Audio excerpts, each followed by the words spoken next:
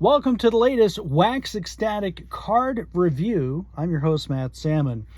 And on our next podcast, which will be coming out this Friday, August 13th, we're not just reviewing a card or a card set, but we're revisiting a set from a show from about 2.5 years ago. See this red beauty?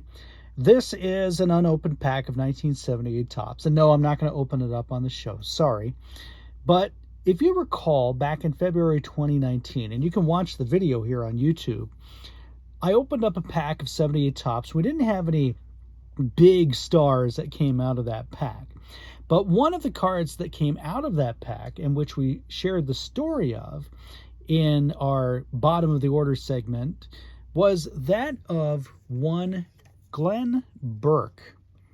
Yep, this was the card that we pulled from that pack. And I remember looking at that card going, boy, he's really stretching his neck here. And, well, he was. And while this particular card looks a little awkward, if in 1978 you were flipping this card over, you would see some tremendous stats from the minor leagues, plus a note of his first major league homer in the final game of the 1977 season. And unfortunately, you can't see postseason stats here, but if you watch the 1977 World Series Game 1, who was patrolling in center field? That's right, Glenn Burke. But this would be the pinnacle for Glenn Burke. As it would turn out, Glenn Burke was the first openly gay player in Major League Baseball. Now, it wasn't public knowledge. However, it became pretty evident throughout the Dodger locker room and then throughout the major leagues as well. And while the Dodgers players liked Glenn Burke and worked well with him, management and ownership, it was a different story. And for the complete story of Glenn Burke, we now have this book by author Andrew Maraniss, Singled Out. And it's an outstanding book that not only covers the life of Glenn Burke, but also some parallel stories of the gay rights movement of the 1970s, still racial tensions in the 1970s for African Americans, and then the sheer terror of life in America, especially in gay America, in the 1980s as AIDS came to the forefront.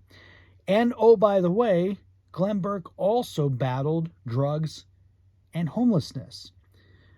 So we look back at this card from 1978 when Glenn Burke was on top of the world in his baseball life. But when you read the story in Singled Out, you'll see that there was a far, far way for him to go and a long way for him to drop. And it's ultimately a tragic story, but perhaps some good can come from the Glenn Burke story. And in this podcast this week, I speak with Andrew Maraniss about how he came about the Glenn Burke story and some of the interesting tales to be told in it. And also in our podcast, we're going to weave Singled Out by Andrew Maraniss along with the story of Glenn Burke, along with our bottom of the order, including the story of teammate and undisputed captain Davey Lopes. Lopes was one of the big reasons why there was harmony in the Dodger locker room for so long. And he would become a very close guide for Glenn Burke with the Dodgers. We'll also talk about Mike Norris, a fellow Bay Area native who would be Glenn's teammate later on in the late 70s with the Oakland Athletics. And Mike Norris had a lot of similarities that Glenn Burke had. He could have gone down a lot of the same terrible rabbit holes that he did. Fortunately, Mike Norris didn't, and he's still alive today. And lastly, in our bottom of the order, we're going to talk about Vic Davaleo. Wait a minute. Okay, what does a 1965 Topps thoroughly beat up Vic Davaleo card have anything to do with Glenn Burke? I mean, yeah, okay, so he was the International Batting League champion in 1962, but what does this guy here on the far right have to do with this guy here on the left? Well, through no fault of his own, Vic Davaleo would be part of the Glenn Burke story. And while Davaleo has a very interesting story of how he not only hung into the major leagues, but made a tremendous comeback after 2.5 years in the Mexican League, Vic Davaleo was supposedly the solution to the Glenn Burke quote-unquote problem that the Dodgers had going into the 1978 season. So we tie in Andrew Maraniss's Singled Out, the story of Glenn Burke, along with Davey Lopes, Mike Norris, and Vic Davaleo in our latest podcast, which drops at noon Eastern this Friday, August the 13th. Won't you join us then?